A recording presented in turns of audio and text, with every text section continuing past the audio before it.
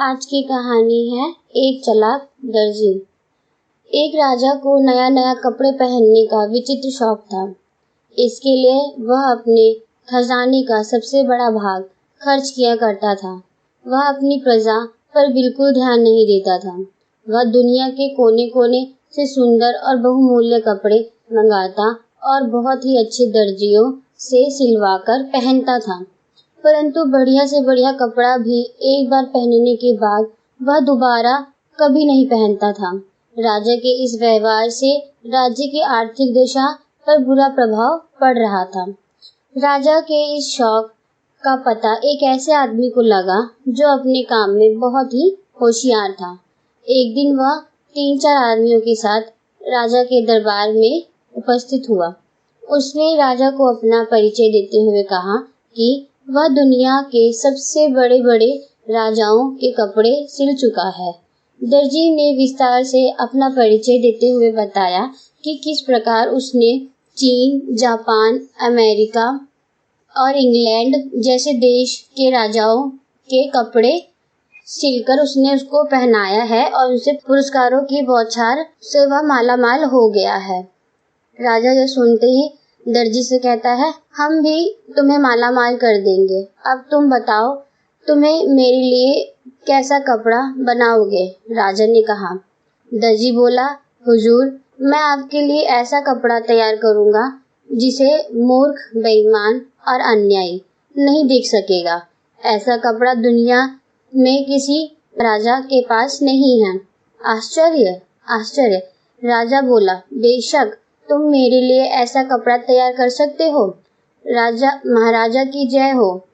दर्जी बोला, परंतु हुजूर, कपड़ा मैं स्वयं अपने हाथों से बुनकर तैयार करता हूँ। राजा ने तावले होकर पूछा, दर्जी, ऐसा पोशाक तुम मेरे लिए कितने दिन में तैयार कर सकोगे? दर्जी बोला, हुजूर, लगभग 1 या 1.5 महीना तो लग ही जाएगा। राजा ने कहा, मैं तुम्हें 2 महीने का समय देता हूँ। इसके लिए हमें तुमको क्या मूल्य देना पड़ेगा? दर्जी बोला, हुजूर, 50,000 रुपए पहले दे दीजिए और 1 लाख कपड़ा पसंद आने पर दीजिएगा। उसी क्षण दर्जी को 50,000 रुपए देकर कपड़ा तैयार करने के लिए एक अलग जगह की व्यवस्था कर दी गई। दर्जी अपने 3-4 आदमियों को लेकर उस जगह आराम से समय काटने लगा। कुछ दिन बीते। राजा ने अपने एक दरबारी को दर्जी के पास भेजा। दरबारी वहां पहुंचा और देखा कि वह सब बड़े आराम से सो रहे थे। दरबारी ने दर्जी को जगाकर पूछा, कितना कपड़ा तैयार हो गया है? राजा ने मुझे देखने के लिए भेजा है। दर्जी एकदम चौंक कर उठा और बोला, आइए, मैं आपको दिखाता हूँ कि कितना कपड़ा तैयार हो चुका है। दर्जी ने एक अलग कमरे में दरबारी को ले जाकर घेरिए पर खड़ा कपड़ा बुनने का अभिनय करके दिखाया। देखिए कितना सुंदर कपड़ा बुना जा रहा है।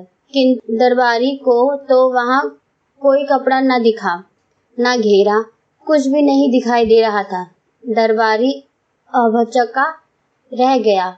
वह सोचने लगा कि कपड़ा तो दूर दूर तक है ही नहीं, मुझे तो हथकड़ा भी नहीं दिखाई दे रहा। अब दरबारी को दर्जी की वह बात याद आई कि जो मूर्ख, बेईमान और अन्यायी होगा उसे यह कपड़ा दिखाई ही नहीं देगा। मैं क्या ऐसा ही व्यक्ति हूँ? दरबारी सोचने लगा। विवश होकर उसने कहा, वाह वाह, सचमुच बहुत ही सुंदर कपड़ा तैयार हो रहा है। राजा ने जब इस बात को सुना तो वह बहुत ही खुश हुआ।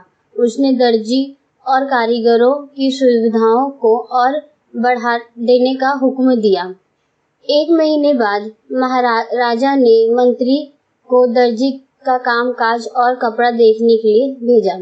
मंत्री के आने की सूचना पाकर दर्जी ने आदमियों को सजग कर दिया। मंत्री जब दर्जी के पास पहुंचा तो वह अपने आदमियों के साथ कपड़े काटने और सिलने का अभिनय कर रहा था। देखिए मंत्री जी, कितना सुंदर कपड़ा है, कैसी सुंदर पोशाक तैयार हो रही है। दर्जी ने हवा में हाथ मारते हुए मंत्री को दिखाया, किंतु मंत्री बेचारा हक्का बक्का रह गया। उसने देखा कि दर्जी कैंची चला रहा है पर कपड़ा तो है ही नहीं। एक कारीगर सुई से सिलाई करने का काम कर रहा है, परंतु उसके हाथ केवल अभिनय कर रहा है। ना सुई दिखाई दे रही है और ना धागा और ना ही कपड़ा। मंत्री ने सोचा, मुझे कुछ दिखाई क्यों नहीं दे रहा है।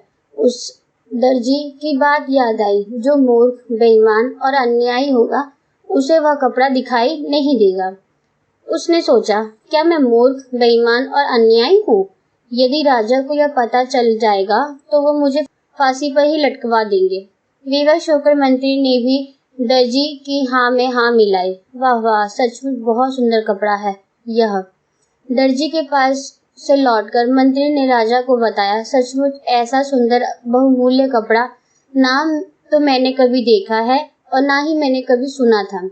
यह सुनकर राजा बहुत खुश हुआ। दूसरे दिन दर्जी पोशाक तैयार करके दरबार में उपस्थित हुआ। आइए महाराज, पहनिए यह पोशाक, कितना सुंदर और बहुमूल्य कपड़ा हमने आपके लिए तैयार किया है। राजा भी भौचक्का रह गया, क्योंकि उसे तो कोई कपड़ा दिखाई ही नहीं दे रहा था। उसने सोचा, क्या मैं मूर्ख, बेईमान और अन्यायी हूँ? विवश होकर उसने भी वही कहा जो मंत्री और दरबारी ने कहा था। सचमुच ऐसा कपड़ा मैंने ना कभी देखा था और ना ही कभी पहना है।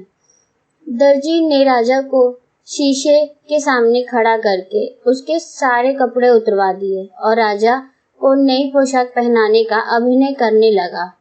कहीं वह बटन बंद करता, कभी कॉलर सीधा करता। देखिए महाराज, कितनी सुंदर पोशाक है।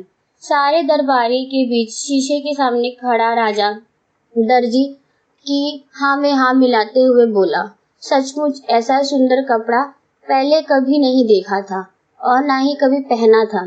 राजा ने तुरंत 1 लाख रुपए दर्जी को देने का हुक्म दिया। दर्जी रुपया लेकर आदमियों के साथ 9-2-11 हो गया। राजा के नए कपड़े प्रजा को दिखाने के लिए एक बड़े जुलूस का प्रबंध किया। सारी प्रजा राजा के नए कपड़ा देखने के लिए बहुत ही उत्सुक थी। राजा को रथ पर खड़ा करके प्रजा को दिखाने के लिए सवारी निकाली गई। रथ आगे बढ़ता गया। मार्ग के दोनों ओर हजारों की संख्या में खड़ी जनता तालियां पीट-पीट कर वाह वाह वाह वाह कर रही थी, क्योंकि सारी जनता मालूम था कि जो मूर्ख, बेईमान और अन्यायी होगा उसे यह कपड़ा बिल्कुल नहीं दिखाई देगा। थोड़ी देर बाद एक छोटे बच्चे ने राजा को रथ पर नंगा खड़ा देख और जोर से चिल्लाकर कहा, राजा तो रथ पर नंगा खड़ा है। सब लोग बच्चे का मुंह ताकने लगे। फिर क्या था? सारी प्रजा एक स्वर में चिल्ला उठी, राजा रथ पर नंगा ही खड़ा है। अब राजा को भी अपनी मूर्खता का एहसास हुआ। वह लज्जा के मारे मानो धरती में ही गड़ जाए। दोस्तों, चालाक दर्जी की यह कहानी आपको कैसी लगी? प्लीज हमें कमेंट करके जरूर बताएं।